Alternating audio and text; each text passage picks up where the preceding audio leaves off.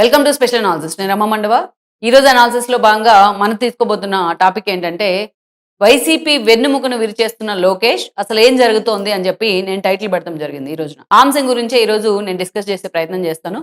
YCP వెన్నుముకను కొట్టే ప్రయత్నం జరుగుతోంది టీడీపీ వైపు నుంచి అని చెప్పాను. వైసీపీ వెన్నుముక అంటే ఆ పార్టీ లీడర్స్ కాదు, లేకపోతే జగన్మోహన్ రెడ్డి అనునాయుల్లో సలహాదారులో కాదు.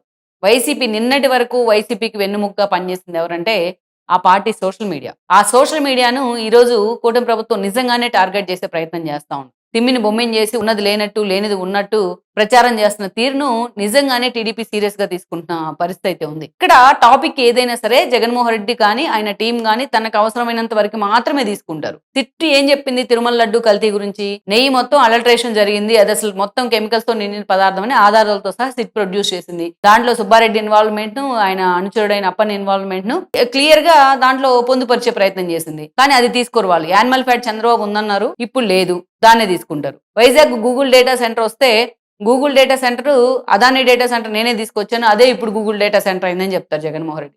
ఏదైతే 247, 246 జీవోలు చంద్రబాబు నాయుడు వ్యతిరేకించారు అని మాత్రమే చెప్తున్నారు. అసలు అంతకుముందు కథ ఏంటి, ఎందుకు వ్యతిరేకించారు, వీళ్ళ నాన్న వైఎస్ రాజశేఖర రెడ్డి 338 జీవో అసలు ఎందుకు ఇచ్చారు అనేది మాత్రం జగన్మోహన్ రెడ్డి చెప్పరు. అంటే జగన్మోహన్ రెడ్డి తనకు అవసరమైనంత మేరకు మాత్రమే ఆ 2 ముక్కలు మాత్రమే తీసుకుంటుంది వైఎస్ఆర్సీపీ. అది కూడా గతంలో కూడా మనం చూస్తాం చాలా సార్లు, చాలా సందర్భాల్లో ఇలా జరుగుతూ వచ్చింది. ఏదో పెద్దవాళ్ళు చాలా మంది చెప్తా ఉంటారు, రాజకీయాలు ఎక్కువగా వినిపిస్తూ ఉంటుంది ఈ మాట. ఏదైతే నిజం గడప దాటే లోపు అబద్ధం ఆ రూలు తిరిగి వస్తుంది అనేసి. సో ఇది వాళ్ళకి పీకేతో పెట్టిన విద్య. నిజానికి పీకేని అలవాటు చేశారు ప్రశాంత్ కిషోర్. ఇన్ని గోబెల్స్ ప్రచారం అంటారు కదా, ఇదే జరుగుతూ వచ్చింది చాలా సార్లు. సో ఇప్పటికీ ఈ రోజు కూటమి ప్రభుత్వం వచ్చింది, ఇప్పటికీ ఇదే ప్రచారం ఇదే విధానంగా జరుగుతూ వస్తుంది. ఇక్కడ వైఎస్ఆర్సీపీకి వెన్నుముక లాంటిది సోషల్ మీడియా. ఎందుకంటే ఇష్యూని సైడ్ ట్రాక్ చేయడానికి సిట్ రిపోర్ట్ ఇచ్చింది తిరుమల లడ్డు గురించి. అక్కడ అడల్ట్రేషన్ జరిగిందని క్లియర్ గా సిట్ చెప్తా ఉంది. ఒకవైపు సుబ్బారెడ్డి ఒప్పుకుంటా ఉన్నారు, ఆధారాలతో సహా అడ్డంగా దొరికిపోయిన తర్వాత దాంట్లో అసలు కల్తీనే జరగలేదని చెప్పి జగన్మోహన్ రెడ్డి ప్రమోట్ చేస్తా దాన్ని అదే అదే అదే అదే జనంలోకి తీసుకెళ్తా ఉంటారు. ఆయన ఏం మాట్లాడిందో ఆయన మీడియా అదే మాట్లాడుతుంది, మీడియా ఏం మాట్లాడితే సోషల్ మీడియా అదే మాట్లాడుతుంది. ఇలా చెప్పుకుంటూ పోతే కొన్ని వేల ఎగ్జాంపుల్స్. ఆ ప్రశాంత్ కిషోర్ లాంటి వాళ్ళు వీళ్ళకి అంటించిన పైత్యం ఏదైతే ఉందో ఆ పైత్యాన్ని ఇప్పటికీ ఆ సోషల్ మీడియా కంటిన్యూ చేస్తానే వస్తుంది. ఈ అబద్ధాలను ఒక గోబెల్స్ ప్రచారం రూపంలో అబద్ధాలను జనంలోకి తీసుకెళ్లే ప్రయత్నం చేస్తుంది. సో దాని మీద చర్చ జరుగుతుంది, అసలు ఎటో పోతుంది. ఫర్ ఎగ్జాంపుల్ హెరిటేజ్ తీసుకుందాం.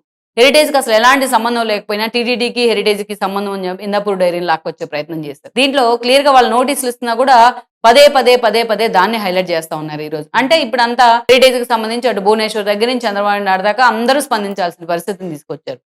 అసలు ఇష్యూ ఎక్కడ వచ్చింది అనేది లడ్డూ కల్తీ గురించి అసలు అందరూ మర్చిపోతా ఉంటారు. అలా ఇష్యూని సైడ్ ట్రాక్ చేయడానికి, సబ్సైడ్ చేయడానికి జగన్మోహన్ రెడ్డి సోషల్ మీడియా ఎప్పుడు కూడా చాలా అలర్ట్ గా ఉంటుంది, చాలా స్మార్ట్ గా పనిచేస్తూ ఉంటుంది. అయితే జగన్మోహన్ రెడ్డికి పార్టీలో మాట్లాడే నేతలు బాగా ఒక రోజానో లేకపోతే ఒక బూతులు మాట్లాడే నేతలు, ఒక వంశీనో ఒక నానినో ఇలాంటి వాళ్ళు ఒక పిడికటి మందే ఉండేవాళ్ళు. సో అంత సీరియస్ గా జగన్మోహన్ రెడ్డిని వన్ సైడెడ్ గా సమర్థిస్తున్న నేతలు అంత ఉండేవాళ్ళు కాదు వైఎస్ఆర్సీపీలో. అయితే ఈ నలుగురు మాట్లాడితే వైఎస్ఆర్సీపీ స్ట్రాటజీస్ జనంలోకి వెళ్ళవు. అందుకే సోషల్ మీడియాని సజ్జల భార్గవ రెడ్డి ఆధ్వర్యంలో చాలా స్ట్రాంగ్ చేసే ప్రయత్నం జరిగింది. ఆ 5 ఏళ్లలో చాలా అరాచకాల కేంద్రంగా, అరాచకాలకు అడ్డాగా మార్చారు ఆ సోషల్ మీడియాని. ఒక పాలిటిక్స్ లో లేదు, ఒక సెలబ్రిటీ లేదు, ఎవరిని పడితే వాళ్ళని బూతుల్లో కూడా వేరే వేరే రకాల బూతులు, ఇలా క్యాడర్ అసాసినేషన్స్ ఎన్నో జరిగాయి 5 ఏళ్ల పాటు. అంటే జగన్మోహన్ రెడ్డికి ఒక స్ట్రాంగ్ బేస్ గా, ఒక వెన్నుముకలాగా పనిచేసింది, ఒక వాయిస్ లాగా వైఎస్ఆర్సీపీకి పనిచేసింది ఎవరంటే సోషల్ మీడియానే. అయితే ఈ రోజు కూటమి ప్రభుత్వం అధికారంలోకి వచ్చిన తర్వాత స్టార్టింగ్ లో సైలెంట్ గా ఉండింది కొన్ని అంశాల్లో, అయినా సరే ఇలాంటి ప్రచారమే జరుగుతుంది, ఇలాంటి నోటి దురిసే సోషల్ మీడియా కూడా ప్రదర్శిస్తా ఉంది. అందుకనే కొంతమందిని అరెస్ట్ చేశారు. మనం చూసినట్లయితే ఒక విజయభాస్కర్ ని గాని, ఒక అర్జున్ రెడ్డిని గాని, అదేవిధంగా ఒక వర్ర రవీందర్ ని గాని, ఒక బోర్గడ్డ అనిల్ ని గాని, ఇలాంటి వాళ్ళని కొంతమందిని అరెస్ట్ చేసే ప్రయత్నం జరిగింది.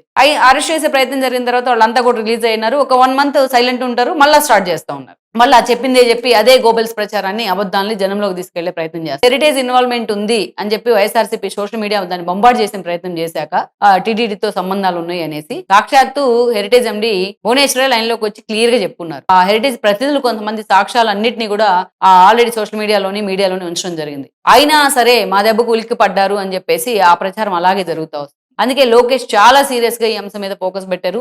జగన్మోహన్ రెడ్డికి సంబంధించి ఆయన మీడియాకు నోటీస్ ఇచ్చే ప్రయత్నం చేశారు. ఆ మీడియాకు నోటీస్ ఇచ్చి ఆగట్లేదు, ఆ మీడియా ప్రతినిధులకు కూడా మొత్తం ఆ మీడియా ఆఫీస్ లో ఉన్న ఇన్పుట్ అవుట్పుట్ ఎడిటర్లతో పాటు పేపర్ కి, అదేవిధంగా ఆయన మీడియాకి అధిపతిగా ఉన్న భారతి రెడ్డికి కూడా నోటీసులు ఇచ్చే ప్రయత్నం చేశారు. ఆషామోషి నోటీసులు కాదు, పరువు నష్టం కింద దాదాపు ఫ్యాక్ట్ చెక్ చేయండి, మొత్తం వీడియోలన్నీ లింకులతో సహా అన్ని డిలీట్ చేయండి, లేకపోతే 100 కోట్లు డిఫర్మేషన్ వేయడం జరిగింది. అంతేకాదు అటు రఘురామ్ మీద ఇలాగే ప్రకటన చేసి ఇలాగే ప్రచురణ చేస్తే అబద్ధాలన్నీ ఆయన కూడా లీగల్ నోటీస్ ఇచ్చే ప్రయత్నం చేశారు 10 కోట్లు. అదేవిధంగా లోకేష్ భూములన్నీ అప్పనంగా కట్టబడుతున్నారు అంటే శ్రీకాంత్ రెడ్డికి సంబంధించి ఆయన ఇలాంటి కామెంట్స్ చేస్తే రాయచోటి ఎక్స్ఎమ్మెల్యే శ్రీకాంత్ రెడ్డి ఆయనకి సంబంధించి లోకేష్ కూడా అంతే పరువు నష్టం దావా వేయడం జరిగింది. ఇక ఇదే సమయంలో వైసీపీలో ఎవరైతే ఉన్నది లేనట్టు లేనిది ఉన్నట్టు భ్రమింప చేసే ప్రయత్నం చేస్తున్నారో వాళ్ళందరి మీద కూడా కేసులు పెట్టే ప్రయత్నం జరుగుతోంది. మెయిన్లీ మీడియా మీద, సోషల్ మీడియా మీద. భారతికి కూడా 100 కోట్లకు డిఫర్మేషన్ వేసే విధంగా మీడియాకు కూడా లీగల్ నోటీస్ ఇవ్వడం జరిగింది. సో అలా సోషల్ మీడియాలో మెయిన్ స్ట్రీమ్ మీడియా పేరుతోని ఎవరైతే ఓవర్ యాక్షన్ చేస్తూ ఉన్నది లేనట్టు లేనిది ఉన్నట్టు ప్రచారం చేస్తా ఉన్నారో సో వాళ్ళందరికీ ఒక్కొక్కరుగా చెక్ పెట్టే ప్రయత్నం జరుగుతూ ఉంది ప్రభుత్వం వైపు నుంచి. ఇట్లా ఇక ఎప్పుడు కూడా ఇలాంటి దారుణాలన్నీ కూడా మీడియా రూపంలో ప్రజెంట్ చేయకుండా వాళ్ళని ఎక్కడికక్కడ కట్టడి చేసే ప్రయత్నం జరుగుతూ ఉంది. అంటే జగన్మోహన్ రెడ్డికి ఇన్ని రోజులు సోషల్ మీడియా అనేది ఆయనకు ఆయన పార్టీకి ఒక వాయిస్. వైసీపీ సోషల్ మీడియాని కట్టడి చేసే ప్రయత్నం లోకేష్ వైపు నుంచి జరుగుతూ వస్తుంది. లెట్స్ సీ మరి ఇది ఇంతే స్ట్రాంగ్ గా ఇంతే ఫర్మ్ గా కూటమి ప్రభుత్వం పనిచేసే ప్రయత్నం చేస్తున్నా అన్నది వైసీపీ సోషల్ మీడియా విషయంలో మనం చూడాలి. ఈ వీడియో మీకు నచ్చినట్లయితే please share, like and subscribe R24 Telugu.